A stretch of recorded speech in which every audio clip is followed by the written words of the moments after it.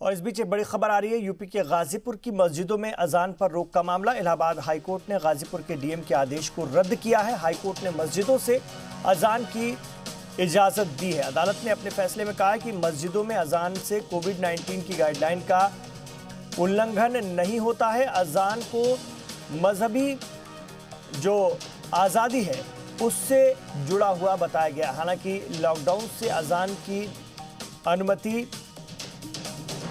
को लेकर के उन्होंने साफ किया, सिर्फ उन्हीं मस्जिदों में लाउड स्पीकर का इस्तेमाल हो सकता है जिसमें जिन्होंने इसकी लिखित अनुमति ले रखी है, और जिन मस्जिदों के पास अनुमति नहीं है वो लाउड स्पीकर के इस्तेमाल के लिए आवेदन कर सकते हैं। लाउड स्पीकर की इजाज़त वाली मस्जिदों में भी खास तौर से ध्वनि प्रदूषण के ज़ाब्तों का पालन करना होगा, एहतराम करना होगा। बीएसपी के मेंबर पार्लियामेंट अफजाल अंसारी ने ये अर्जी कोर्ट में दाखिल की थी। इस पर कोर्ट का तबसरा आया है सामने और रद्दअमल सामने आ गया है। और इस पूरे मामले में यूपी में गाजीपुर की मस्जिदों में अजान पर रोक का मामला। इलाहाबाद हाईकोर्ट ने गाजीपुर के डीएम के फरमान को रद्द किया है।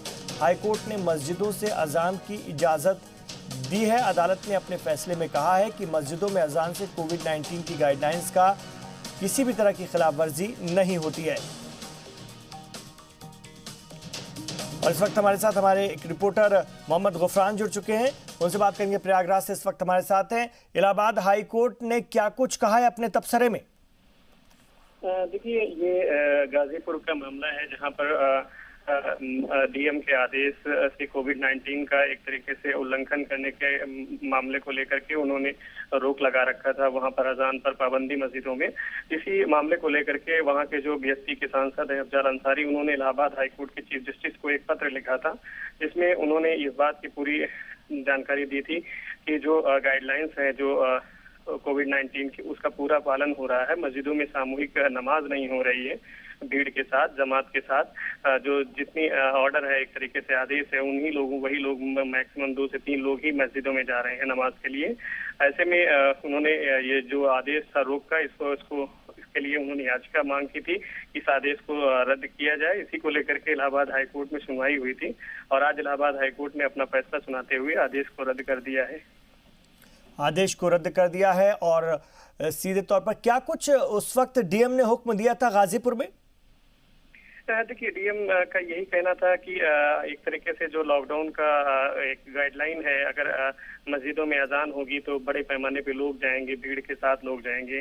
जो लॉकडाउन के नियम है उसका उल्लंघन होगा, जो सोशल डिस्टेंसिंग का पालन है वो नहीं हो सकेगा। इसी तरीके के तर्क दिए गए थे जिसमें जो बसपा सांसद अफजाल अंसारी थे उनका अपना तर्क था कि जो गाइडलाइन है जो लॉकडाउन की उसका पूरा पालन हो रहा है। यहाँ पर किसी भी मस्जिदों में जो है सामूहिक नमाजें नहीं हो रही हैं।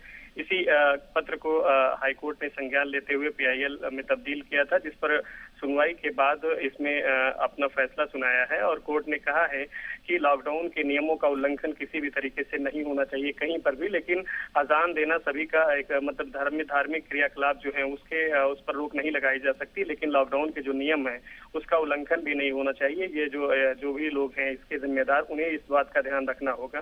साथ ही कोर्ट ने कहा है कि लाउड स्पीकर पर उन्हीं मस्जिदों में अजान हो सकता है जिन मस्जिदों में परमिशन पहले से लिया जा रखा है, मतलब जिला प्रशासन द्वारा। उन जगहों पर ये इसका इजाजत नहीं होगी जहां पर परमिशन नहीं है, उनके लिए ये आदेश लागू नहीं होगा।